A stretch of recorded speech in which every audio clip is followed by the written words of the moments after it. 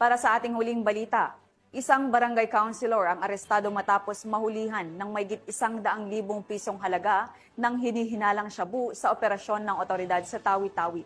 Ang buong detalye ay hatid ni Patrolwoman Leonora Gawang.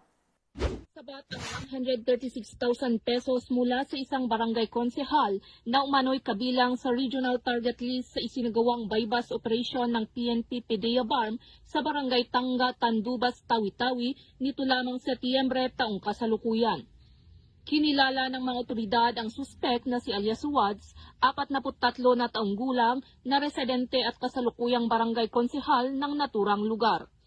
Bandang alas 4 ng hapon ng nasabing petsa nang isagawa ang operasyon sa pagkikipag-ugnayan sa Tandubas MPS at 3rd Maneuver Force Platoon ng 2nd Provincial Mobile Force Company Tawi-Tawi PPO kasama ang Provincial Intelligence Team Regional Intelligence Unit 9 na nagresulta sa pagkakaaresto ng suspek matapos maaktuhang magbenta ng hinihinalang shabu sa isang undercover agent sa isinagawang bypass operation.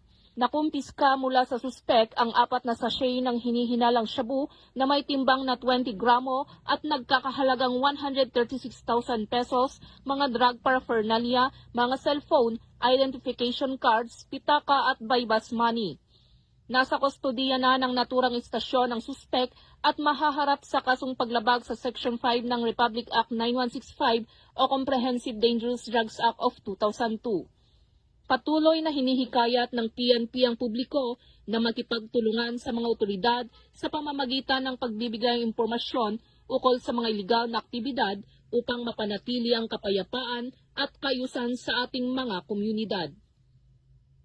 Mula rito sa rehiyon ng Bangsamoro, ako ang inyong Police News Network Correspondent, Patrolwoman Leonora Gawang, alagad ng batas, taga-taguyod ng Balitang Pulis.